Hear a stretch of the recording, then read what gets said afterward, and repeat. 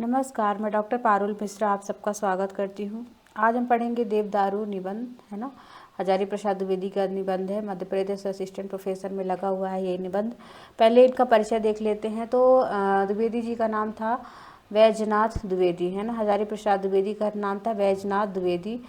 19 अगस्त 1907 में इनका जन्म होता है, छपरा के बलिया में होता है, ठीक है। उत्तर प्रदेश में बलिया में इनका जन्म होता है। 79 में मृत्यु होती है ना। आलोचना निबंध इनका निबंध है और इन्होंने निबंध, आलोचना और निबंध उपन्यास लिखा। इनके आलोचना देख लेते हैं। हिंदी साहित्य की भूमिका, हिंदी साहित्य का इतिहास, आदिकाल, नाथ संप्रदाय, साहित्य सहचर, हिंदी साहित्य उद्भव और विकास, सूर साहित्य, कबीर, कालिदास की लालित योजना, मध्यकालीन बोध का स्वरूप, साहित्य का मर्म, प्राचीन भारत में कलात्मक विनोद, मेघदूत, एक पुरानी कहानी, मध्यकालीन धर्म साधना और सहज साधना, ठीक है। उपन्यास इन्होंने लिखा वाड़ भट्ट की आत्मकथा, पुनर्नवा, अनामदास का पोता, चारू चंद्र लेख, ओके। कल्पलता इनका निबंध है, विचार वितर्क, अशोक के फूल, विवाह, विचार प्रवाह, आलोक पर्व और कुटज, है ना। मृत्युंजय अन्य इनके हैं कि मृत्युंजय, रविंद्र, महापुरुषों का स्मरण, पृथ्वीराज रासो, संदेश रासक और नाथ सिद्ध की वाणियों का इन्होंने संपादन किया था हजारी प्रसाद द्विवेदी ने। पद्म विभूषण इनको 1957 में मिलता है। रविन्द्रनाथ टैगोर पुरस्कार इनको मिलता है पश्चिम बंगाल के द्वारा 1966 में। और साहित्य अकादमी 1973 में, 1973 में इनको साहित्य अकादमी मिलता है, ओके। देवदारू निबंध को हम देखेंगे। तो जैसा कि आप जानते हैं कि देवदारू जो है ये कुटज में संकलित है। कुटज निबंध में, ये संग्रह में संकलित है देवदारू, है ना। अगर क्वेश्चन आता है कि देवदारू किसमें संकलित है तो कुटज में, ठीक है। कुटज में संकलित है 1964, है ना। इसका जो प्रकाशन वर्ष है 1964 में है कुटज का देवदारू, ठीक है। तो 1964, है ना। और ये देवदारू में क्या है कि अंधविश्वास व बुराइयों को उजागर करना इसका मुख्य उद्देश्य है देवदारू का, है ना। जिसमें मानव जाति को गुणवत्ता का संदेश देना दिखाया गया है देवदारू में, है ना। तो देखते हैं, पढ़ते हैं आज हम देवदारू और देखेंगे, क्योंकि ये देवदारू का जो वृक्ष है शिव जी का प्रिय वृक्ष कहा गया है इसमें, है ना। तो चलते हैं निबंध में। पता नहीं किसने इस पेड़ का नाम देवदारू रख दिया था। नाम निश्चय ही पुराना है, कालिदास से भी पुराना, है ना। तो देवदारू का जो वृक्ष है वो बहुत ही पुराना है, महाभारत से भी पुराना है। सीधे ऊपर की ओर उठता है और इतना ऊपर की पास वाली चोटी से भी ऊपर उठ जाता है। एकदम दैवलोक, है ना। एकदम दैवलोक को भेद करने की लालसा, है ना। नीचे शाखाएं मृत्युलोक को अभय दान देने की मुद्रा में फैलती चली जाती है, मानो कह रही है हो भय नहीं मैं जो हूँ। प्रत्येक शाखा को झबरीली टहनियों और कटीले पत्तों में ऐसे लहरदार छंदों का बिताना, मतलब बितान थानती हैं। छाया चोरी सी अनुगम सी करती हुई जिस आचार्य ने पति पाटी विहित निष्ठ जानुनों मोदित सज्जा को छाया नाम दिया, वह जरूर इस पेड़ की शोभा से प्रभावित हुआ था, है ना। पेड़ क्या है? किसी सुलझे हुए कवि के चित्त का मूर्तिमान छंद, ठीक है। ये मोस्ट है, तो पूछा जाएगा कि पेड़ क्या है, तो किसी सुलझे हुए कवि के चित्त का मूर्तिमान छंद है। धरती के आकर्षण को अभिभूत करने, है ना, करके लहरदार बितानों की श्रृंखला को सावधानी से संभालता हुआ विपुल विपुल व्योम की ओर एकाग्रीभूत मनोहर छंद, है ना। तो पेड़ क्या है? विपुल व्योम की एकाग्रीभूत मनोहर छंद है। कवि के चित्र की मूर्तिमान छंद को ही पेड़ कहा गया है, ओके।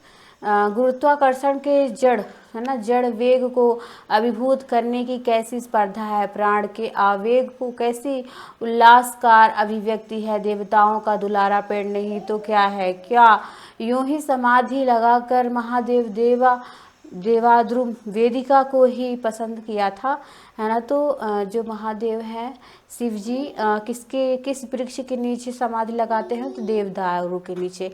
कोई नहीं बता सकता था कि महादेव समाधि लगाकर क्या करना चाहते थे, उन्हें किस बात की कमी थी। कालिदास ने बताया था कि उन्होंने इस प्रयोजनातीत निष्प्रयोजन को कैसे कहें, समाधि के लिए देवदारू द्रुम के नीचे वेदिका बनाई थी, है ना। शायद इसीलिए देवदारू भी अर्थांतित छंद है, ठीक है। तो देवदारू अर्थांतित छंद कहा गया देवदारू को।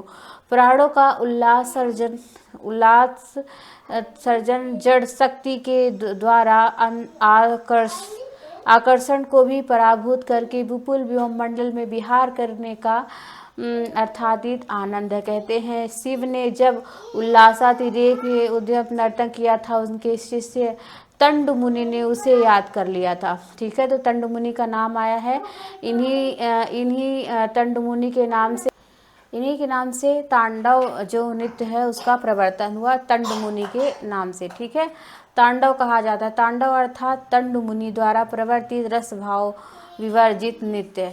रस भी अर्थ है, भाव भी अर्थ है, परंतु तांडव ऐसा नाच है जिसमें रस भी नहीं है, भाव भी नहीं है, नाचने वाले का कोई उद्देश्य का मतलब ही नहीं है ना। तो तांडव जो नृत्य है उसमें कोई रस नहीं है, कोई भाव नहीं है ना, अर्थ भी नहीं है, केवल जड़ता के द्वारा आकर्षण को छिन्न करके एकमात्र चैतन्य की अनुभूति का उल्लास है। एकमात्र लक्ष्य ही उस छंद भरता है ना, एकमात्र उल्लासी उसमें छंद भरता है। इसी से उसमें ताल पर नियंत्रण बना रहता है। एकाग्री भाव छंद की आत्मा है, ठीक है।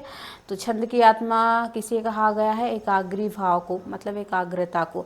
अगर यह ना होता तो शिव का तांडव बेमेल, धमा चौकड़ी, लास्टम पास्टम, है ना, उछल कूद के सिवा और कुछ ना होता। तांडव की महिमा आनंदोन्मुखी है ना, आनंदोन्मुखी एकाग्रता में है। तो तांडव की महिमा कहाँ है? एक आनंदोन्मुखी एकाग्रता में। समाधि भी एकाग्रता चाहती है ना। जब कोई समाधि करता है, ध्यान करता है, तो उसमें एकाग्रता होती है ना। ध्यान धारणा समाधि की एकाग्रता से ही योग सिद्धि होती है। योग की सिद्धि किस में होती है? अगर क्वेश्चन पूछा जाएगा कि योग की सिद्धि किस किस में होती है, तो ध्यान में, धारणा में, समाधि में और एकाग्रता से, है ना। बाह्य प्रकृति के द्वारा ही आकर्षण को छिन्न करने का उल्लास क्या है? तांडव है, ओके। अंतः प्रकृति के असंयंत्र फिफाक को नियंत्रित करने के उल्लास का नाम ही समाधि है। देवदारू वृक्ष पहले प्रकार से उल्लास को सूचित करता, शिव का निर्वात निष्कंभक पाई प्रदीप दूसरे प्रकार के, दोनों में एक ही छंद है। शिव ने समझ बूझ कर ही देवद्रुम, है ना, देवदारू की वेदिका को पसंद किया होगा। देवदारू के नीचे समाधि स्थल महादेव तुक मिला रहा है ना, तुक मिल रहा है, शानदार तुक। कौन कहता है कि कालिदास ने तुक मिलाने की परवाह नहीं की? मेरा मन कहता है कालिदास भी तुकाराम थे, ठीक है। तो कालिदास को क्या कहा गया है यहाँ पे? तुकाराम। तुक मिलाने के मौज वाग विलासी, मगर ये तुक भोड़े किस्म के नहीं थे। तो यह निश्चय ही है कि झगड़े रगड़े बगड़े डगरे ये सब तुक है क्या? मतलब ये सब, मगर सारी दुनिया इसी तुक को कहती आ रही है। कुछ ना कुछ तो होगा ही, सारी दुनिया पागल नहीं हो सकती है। लेकिन यह भी सही बात है कि बात बात में तुक मिला करता है। अगर ऐसा ना होता तो बेतुकी हाँकने वालों को बुरा ना माना जाता, है ना। तुक की बात करते हैं वे, शब्द ध्वनियाँ को तुक मिलाते हैं। फिर तुक क्या है? तुक क्या है, ठीक है। तो तुक यहाँ पे देखेंगे कि तुक किसे कहा गया। तुक वो है जो देवदारू की गगनचुंबी शिखा और समाधि स्थित महादेव के निर्वात निष्कंभ प्रदीप ऊर्ध्वगामिनी ज्योति में है। अर्थात तुक अर्थ में रहता है, तुक अर्थ में रहता है। ध्वनि साम्य में तुक कुछ न कुछ अर्थचारुता होनी चाहिए। ध्वनि साम्य साधन है ना। तो ध्वनि साम्य क्या है? साधन है। तुक अर्थ का धर्म होना चाहिए, मगर कहना खतरे से खाली न होगा कि किसी नए आलोचक ने अर्थ को लय की वकालत की, ठीक है। तो किसी आलोचक ने अर्थ को लय की वकालत की। मैं अच्छी तरह जानता हूँ कि सारी पंडित मंडली उस गरीब पर बहस पड़ी, है ना, बरस पड़ी। अगर तुक अर्थ में मिल सकता था तो लय क्यों नहीं मिल सकता था? मेरी अंतर्यामी कह मेरी अंतर्यामी कहते हैं कि तुक तो अर्थ में नहीं रहता। तुक कहाँ रहता है? अर्थ में नहीं रहता, लय में भी नहीं रहता। बहुत से लोग अंतर की आवाज़ को आंख मूंद कर मान लेते हैं, मैं नहीं मान पाता। आंखें खोलने पर भी यदि अंतर की आवाज़ ठीक जचे तो मान लेना चाहिए, क्योंकि उस अवस्था के भीतर बाहर का तुक मिल जाता है। शिव जी के अंतर और बाह का तुक मिलाने के लिए ही तो देवदारू को चुना था। ठीक है, बहुत इम्पोर्टेंट यहाँ पे कथन है। अगर क्वेश्चन पूछा जाएगा कि शिव जी के अंतर और बाह तुक मतलब मिलाने के लिए किसकी आवश्यकता थी, है ना, तो पूछ देगा उसमें योग की, ध्यान की, समाधि की। तो यहाँ देवदारू को चुना था। किसने? अंतर और बाह तुक को मिलाने के लिए शिव जी ने देवदारू को चुना था, है ना। देवदारू के वृक्ष के नीचे ही उन्होंने समाधि ली थी, है ना। बहिर्ज्ञा में 7 ताल मिला रहे थे। उचित महादेव ने आंखें मूंद ली थी, देवदारू ने खोल रखी थी। तो महादेव ने आंखें मूंद ली थी, देवदारू ने खोल रखी थी, है ना। महादेव ने भी जब आंखें खोली तो तुक बिगड़ गया, छंदोभंग हो गया। त्रिलोक की महारली करने वाले देवता भस्म हो गए, उनका फूलों की तुरीण जल गया, रत्न जड़ित धनुष टूट गया। मतलब यहाँ पे कामदेव की बात हो रही है। जिस प्रकार कामदेव ने बाण चलाया था कि वहाँ शिव जी तपस्या कर रहे हैं, पार्वती उनके सामने आती है, तो सारा वहाँ पे जो माहौल है तो अच्छा कर देते हैं, सुगंधित पुष्पों से भर देते हैं। तो उनके त्रिनेत्र खुलने से कामदेव जल गए थे। ठीक है, सोचता हूँ उस समय देवदारू की क्या हालत हुई होगी। क्या इतनी ही फक्कड़पन मस्ती में झूम रहा होगा? क्या ऐसा ही बैलेंस खड़ा रहा होगा, है ना। तो शायद हाँ, क्योंकि शिव की समाधि टूटी थी, देवदारू का तांडव रस भाव वर्जित महानृत्य नहीं टूटा था। देवताओं की तुलना में भी निर्विकार रहा, काठ बना हुआ रहा। कौन जाने इस कहानी को सुनकर किसी ने इसे देवता का काठ है देवदारू नाम दिया होगा। ठीक है, तो किसी देवता ने इसे नाम दिया होगा, देवता, है ना। तो देवदारू का नाम। फक्कड़ तो अपने के लिए, बाबा मनुष्य के लिए तो निराकाष्ठ, दया नहीं, माया नहीं, आसक्ति नहीं, निरे काठ। ऐसे तो देवता ही भला, है ना, ऐसे तो देवता ही भला। कहीं ना कहीं उसमें दिल तो होता है, मगर यह भी कहा कैसे कहा जाए, देवता के दिल होता तो लाज शर्म भी होती। ठीक है, तो ये यहीं से उठा के दे देगा पैराग्राफ, पूछेगा किस निबंध से ये लिया गया। अगर देवता में दिल होता तो लाज शर्म भी होती, है ना। आँखों के पलके भी झपकती, लेकिन देवता तो ताकते रहते हैं। ठीक है, तो देवता ताकते रहते हैं, उनकी आंखें नहीं झपकती, एक क्षण के लिए भी नहीं मूंदते हुए, है ना। सावधान, सदा जागृत रहते हैं, सदा चेतन अवस्था में। अलबत्त महादेव इन देवताओं से भिन्न थे। ठीक है, तो जो महादेव हैं वो भिन्न थे, क्योंकि वो ध्यान में रहते हैं, है ना, आंखें बंद किए रहते हैं। जहाँ आंखें झुकनी चाहिए वहाँ उनकी आंखें झुकती थी, जहाँ टकटकी बांधनी चाहिए वहाँ बच जाती थी। पार्वती जब वन मानुष बसना पुष्पों से आरंभ में सजी हुई संचारणी पल्लवित लता की भांति उनके सामने आई, तो पार्वती बिंब फल के समान अर्धरोष्ट वाले मोहक उन टकटकी बंध गई थी। फिर उनकी आंखें झुकी भी, वे मनुष्य के समान विकारग्रस्त हुए। देवताओं के मनुष्य थे महादेव। बहुत इम्पोर्टेंट है कि देवताओं का मनुष्य किसे कहा गया है? महादेव को। ठीक है, देवताओं का मनुष्य किसे कहा गया है? महादेव को। ठीक है, देवताओं के मनुष्य कौन है? महादेव। उन दिन देवदारू चूक गया, बस यह देखता रहा, इतना बड़ा अनर्थ हो गया। अपने आपने अवधूत का बखान नहीं छोड़ा, वह महावृक्ष नहीं बन सका देवदारू, है ना, देवदारू बन गया। वह महावृक्ष बन न सका, देवदारू बन गया। आंखें खोले रहने भी तो दुख की बात है। क्या महावृक्ष वनस्पति होते हैं? ठीक है, तो महावृक्ष क्या होते हैं? वनस्पति होते हैं, जिसमें भावुकता तो नहीं पर सार्थकता होती है, जो फूल तो नहीं दे सकते पर फल देते हैं। बहुत इंपॉर्टेंट यहाँ से कथन है। ओके, अपुष्पा कलवंतो ए, देवदारू चूक गया, वनस्पति की मर्यादा से वंचित रह गया। तो क्या हुआ? यह सब मनुष्य की आत्म केंद्रित दृष्टियाँ, इस दृष्टि का प्रसाद। देवदारू को इससे क्या लेना देना? वह तो जैसा है ऐसा बना हुआ है। तुम उसे वनस्पति कहो या देवता, है ना, देवता का काठ कहो। तुम्हें अच्छा लगता है तो अच्छा नाम देते हो, बुरा लगता है तो बुरा नाम देते हो। नाम में क्या धरा है? नाम में क्या धरा है? मुमकिन है इसका पुराना नाम देवदारू हो, है ना। तो इसका पुराना नाम क्या था, देवदारू। देवता का नाम तो तरु नहीं, देवता भी और तरु भी, है ना। देवता का नाम तरु भी है। देव होकर वह छंद है, तरु होकर अर्थ है। छंद और समष्टि व्यापनी जीवन गति के समानांतर चलने वाले व्यष्ट जगत में प्राण वेग का नाम है। अर्थ समाज स्वीकृत प्राप्त संकेत हुआ करता है। जहाँ बैठ के लिख रहा हूँ वहाँ ऊपर और नीचे पर्वत पृष्ठ पर देवदारू के वृक्ष के सोपान परंपरा से दिख रही है। कैसी मोहक शोभा है।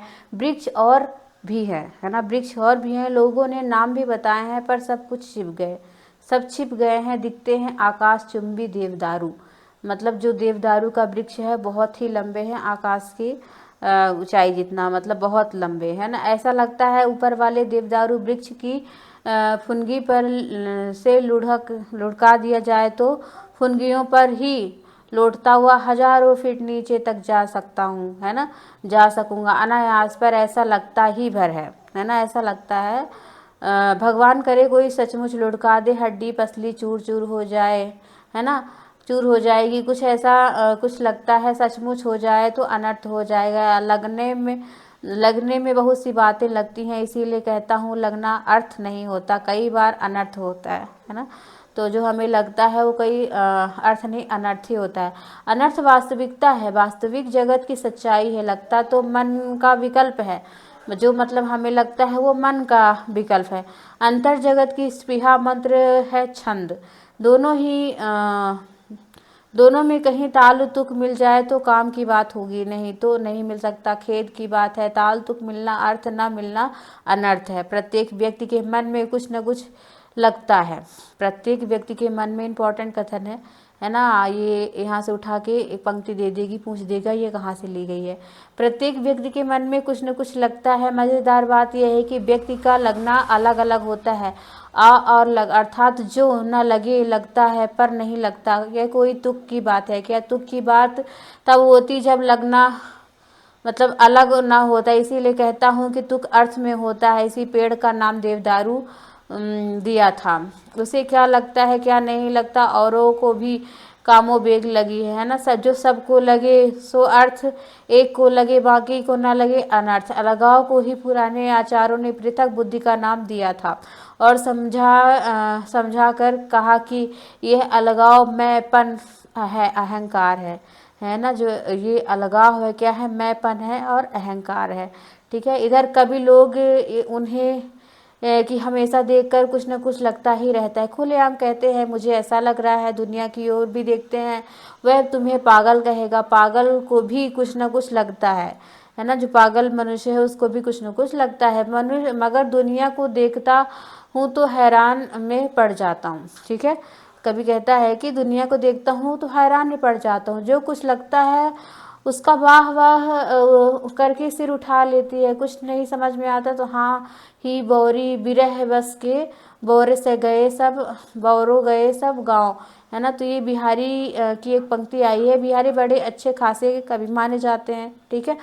तो यहाँ पे कहने का तात्पर्य ये है कि जो लोग सामान्य मनुष्यों को लगता है कुछ तो वैसे ही होता है। अगर कवि को लगता है तो वो कल्पना हो जाती है ना, उसको सब वाह वाह वहाँ पे करते हैं, ठीक है।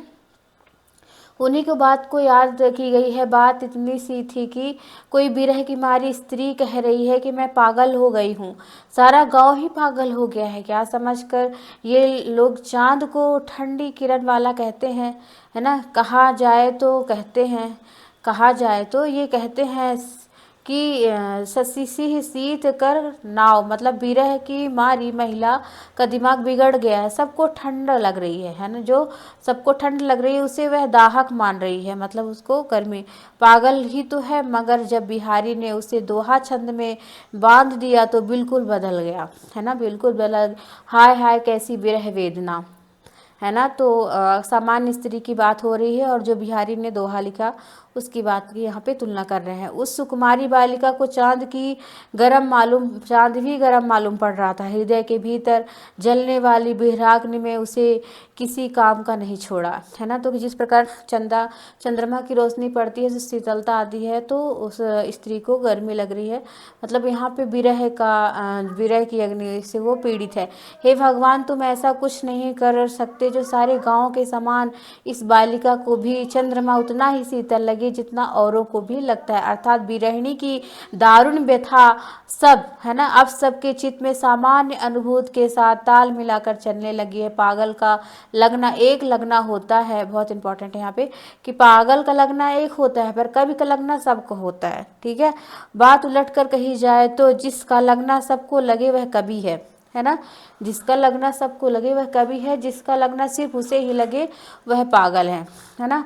लगने में भेद है, जो सबको लगे वह अर्थ है, जो एक को लगे वह अनर्थ है। मगर देवदारू नाम केवल नाम ही नहीं है, इम्पॉर्टेंट है यहाँ पे कि देवदारू क्या है, नाम ही नहीं है। मैंने अपने गांव में एक महान भूत भगवान को ओझा के देवदारू की लकड़ी से भूत भगाते देखा था, है ना। तो जो देवदारू की लकड़ी है उससे एक पंडित जी हैं जो भूतों को मारते हैं और भगाते हैं। शिक्षित लोग भूतों पर विश्वास नहीं करते। ठीक है, यहाँ पे क्वेश्चन देगा कि शिक्षित लोग भूतों पर विश्वास करते हैं कि नहीं करते, तो बिल्कुल नहीं करते। वे भूतों को मन का वहम मानते हैं, पर गांव में भूत लगते मैंने देखा है ना। कभी यहाँ पे कहते हैं कि गांव को भूतों, मतलब गांव में मैंने भूतों को लगते देखा है। भूत भी लगता है, सब लगा लगी वहम का ही होता है। आंखों को भी बिहारी जानते हैं कहे गए हैं, है ना। बिहारी के यहाँ पे दूसरा दोहा है कि लगा लगी लोचन करे, नाहक मन बद जाए, नाहक अर्थात बेमतलब निरर्थक, है ना। हमारे गांव में एक पंडित थे जो महाविद्वान माने जाते हैं। विद्या उनके मुंह पे फचाफच निकलती थी। शास्त्र में वे बड़े बड़े दिग्गजों को भी हरा देते थे। ठीक है, तो यहाँ पे हजारी प्रसाद अपने गांव की बात कर रहे हैं कि एक पंडित थे, है ना। विद्या के जोर से नहीं, फचाफच के आघात से प्रतिपक्षी मुंह पोंछता हुआ भागता था, है ना। अगर कुछ कौड़े का हुआ तो दाहिने बल में जय पराजय निश्चित होती थी। मगर सामने एक बार भी खासी गुत्था गुत्थी हो गई, गांव ज्वार के लोग, पंडितों की विद्या पर भरोसा नहीं था, है ना। तो गांव के लोगों पर जो है वो पंडित पर भरोसा नहीं था। उनकी फचाफच बाणी और भीमा का विश्वास अवश्य था। शास्त्रार्थ में पंडित कभी हारे नहीं थे। ठीक है, तो शास्त्रार्थ में क्या पंडित हारा था? नहीं हारा था। क्यों नहीं हारा था? उसमें एक रीजन है ना, क्योंकि उनके पीछे लोग खड़े रहते थे। यहाँ पे देखेंगे कम लोग जानते थे कि शास्त्रार्थ में कोई हारता नहीं, हराया जाता है ना। शास्त्रार्थ में कोई हारता नहीं, उसको हराया जाता है सामने वाले के द्वारा। पंडित के यजमान उसके पीछे लाठी लेकर दौड़ जाते थे, है ना, दौड़ जाते थे, तो उनकी विजय निश्चित हो जाती थी। पंडित केवल क्या बड़े दिमाग के विद्वानों को नहीं, आसपास के भूतों को भी पराजित करने में अपना प्रतिद्वंदी नहीं जानते थे, है ना। गायत्री मंत्र जो उनके मुंह से आल्हा जैसे सुनाई देता था, देवदारू की लकड़ी उनके अस्त्र थे। ठीक है, तो जो पंडित जी थे जो भूतों को भगाते थे, वो क्या करते थे? गायत्री मंत्र पढ़ते थे और देवदारू की लकड़ी से झाड़ते थे। एक बार बगीचे से गुजर रहे थे, घोर अंधकार था, भयानक सुनसान। क्या देखते हैं कि आगे दनादन ढेले गिर रहे हैं। पंडित जी का अनुभवी मन तुरंत ताड़ गया, कुछ दाल में काला है। मनुष्य इतनी तेजी से ढेले नहीं फेंक सकता है। पंडित जी डरने वाले तो थे नहीं, पीछे मुड़कर ललकारा, अरे केवन है क्या? केवन अर्थात कौन है ना। तो पीछे मुकट्ठा मतलब घोड़े पर चला आ रहा था, टप टप टप टप। यहाँ पाठकों की जानकारी के लिए बता दूं कि एक बार मैंने अपने गांव में भी भूतों की जाति भेद की जांच कर ली थी, कुल 23 किस्म के। ठीक है, अगर यहाँ पे पूछा जाता है तो भूतों की जात कितनी होती है? 23 किस्म की। ठीक है, इम्पॉर्टेंट है। तो भूतों की जाति 23 किस्म की होती है। ठीक है, मुड़कट्टा का भूत था, मूड नहीं, छाती पर दो आंखें मिसाल की तरह जलती हुई थी, घोड़े पर चढ़कर चला जाता था। पंडित से उलझने की हिमाकत इस मुठकट्ठे ने डरने वाली कोई नहीं थी। मतलब पंडित ने जूता उतार दिया, वह गायत्री मंत्र के पाठ से बाधक था। गायत्री मंत्र के पाठ में बाधक था। झमाझम गायत्री मंत्र पढ़ने लगे, देवदारू की लकड़ी मुट्ठी में दी और दे रद्दा रद्द है ना मारने लगे। बेचारा मुस्कट्टा त्राहि तार करके भाग उठा, है ना। अब की बार छोड़ दो पंडित जी, पहचान नहीं सका हूँ, अब फिर गलती नहीं होगी। ठीक है, तो भूतों की कितनी जातियाँ बताई गई हैं? 23 जातियाँ। पंडित जी ब्राह्मण मन पसीज गया, नहीं तो सारे गांव जवार का कंठप समाप्त हो गया होता। पंडित स्वयं ने मुँह से सुनी थी, अविश्वास की कर मतलब मैंने ये स्वयं पंडित जी के मुँह से ये कहानी सुनी थी। उस दिन मेरे बालचित पर देवदारू की धाक जम गई, है ना। आज देवदारू जंगल में बैठा हूँ, है ना। आज देवदारू के जंगल में बैठा हूँ, लाख लाख मुरकट्टों को गुलाम बना सकता हूँ। भूतों जैसे मुरकट्टे होते हैं, आदमियों के में भी होते हैं। मस्तक नाम की चीज़ उनके पास नहीं होती। ठीक है, मस्तक उनमें नहीं होता। मस्तक ही नहीं तो मस्तिष्क कहाँ से? लता की कट गई तो फूल की संभावना ही कहाँ से, है ना। तो मतलब कि उनके पास मस्तिष्क नहीं होता, है ना। क्या इन मुरकट्टों के देवदारू की लकड़ी पराभूत किया जा सकता है ना। कहने का प्रयत्न यह है कि पंडित जी के पास फचा फची गायत्री थी, वह कहाँ से पाऊँ, है ना। वह मैं कहाँ से पाऊँ? मन की सारी भ्रांतियों दूर करने में देवदारू तुम्हें देखकर मन श्रद्धा में जो भर जाता है वह कारण नहीं। तुम भूत भगवान हो, तुम वह मिटाने तुम भ्रांति न सावन हो। तुम्हें दीर्घ काल से जानता हूँ, पहचानता नहीं पर पहचान भी रहा हूँ, है ना। तुम देवता के दुलारे, महादेव के प्यारे, तुम धन्य हो। ठीक है, तो महादेव का प्यारा किसे कहा गया है? देवदारू वृक्ष को। जानता हूँ कि बुद्धिमान लोग कहेंगे कि यह महज गप है। यह भी जानता हूँ कि कदाचित अंतिम विश्लेषण में पंडित की कहानी पत्ता खड़का बंदा भड़का, है ना, पत्ता खड़का बंदा भड़का से अधिक वजनदार न साबित हो। संभावना तो यही तक है, पत्ता भी न खड़का और पंडित का आद्योपांत पूरी कहानी बना ली। मगर बलिहारी है इस सर्जन शक्ति की। क्या शानदार कहानी रची है पंडित ने। आदिकाल से मनुष्य गप रचता चला आ रहा है। ठीक है, तो आदिकाल से मनुष्य क्या कर रहा है? गप करता चला आ रहा है ना। अब भी रचे जा रहे हैं। आजकल हम लोग ऐतिहासिक युग में जीने की दावा करते हैं। आजकल हम लोग क्या करते हैं? ऐतिहासिक युग में जीने का दावा करते हैं। पुराना मनुष्य मिथकीय मनुष्य था, है ना। तो जो पुराने लोग थे वो मिथकीय थे, जो नए लोग हैं ऐतिहासिक। जहाँ भाषा के माध्यम से अपूर्ण समझा जाता था, मिथकीय तत्वों को काम लेता था। मिथक गप्पे भाषा की पूर्णता को भरने का प्रयास करती थी। आज हम भी क्या मिथक तत्वों से प्रभावित नहीं है? भाषा बुरी तरह के अर्थ से बधी हुई है। इसमें स्वच्छंद संचार की शक्ति क्षीण से क्षीणता होती जा रही है। मिथक स्वच्छंद विचरण करता है। आश्चर्य होता है, भाषा का मिथक अभिव्यक्ति करता है। भाषातीत को मिथकी आवरणों को हटाकर तथानुगत अर्थ देने वाले लोग मनोवैज्ञानिक कहलाते हैं, है ना।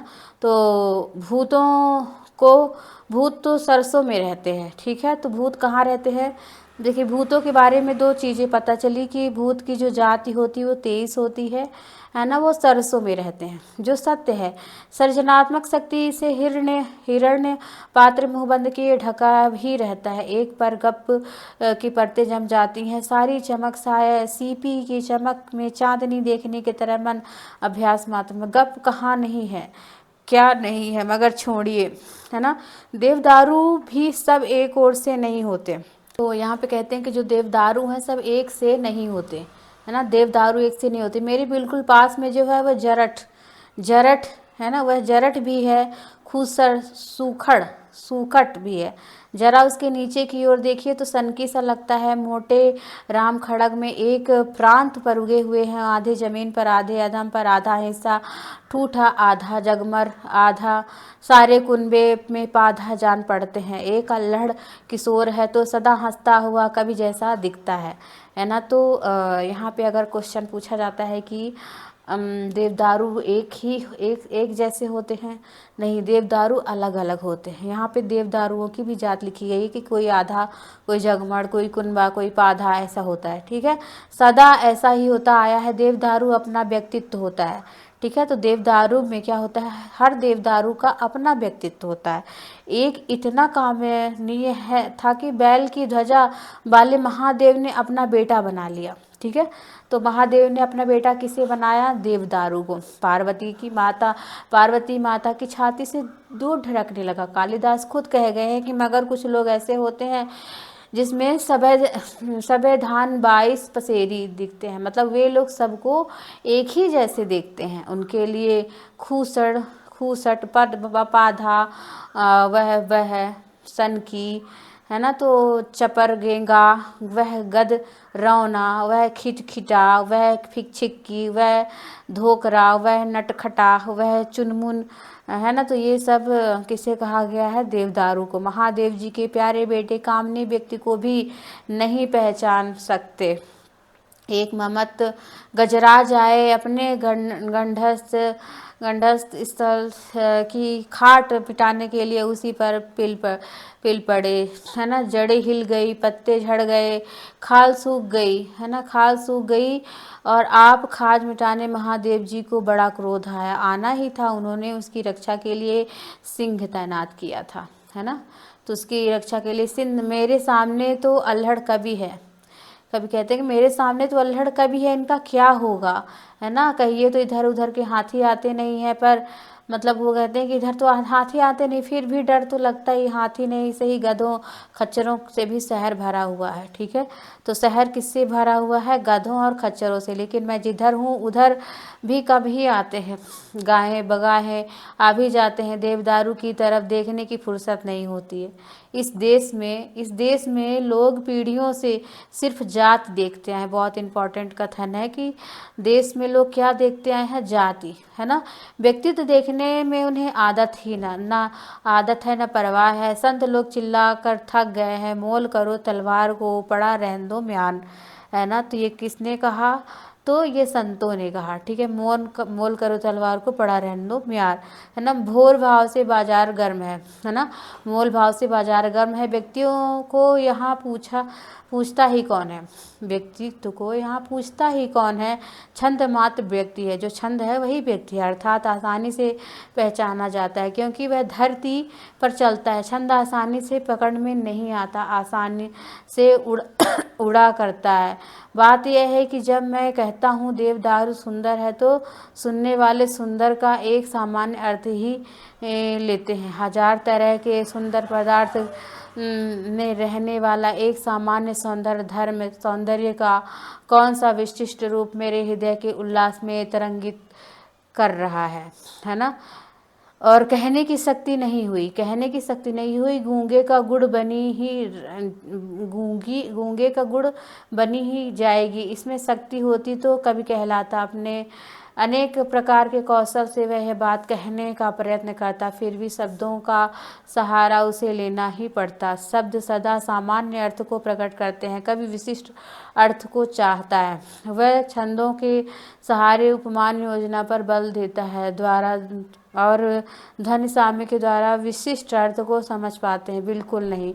कोई बड़भागी ही होता है जिसे कवि के दिल की धड़कन के साथ ताल मिला पाती है।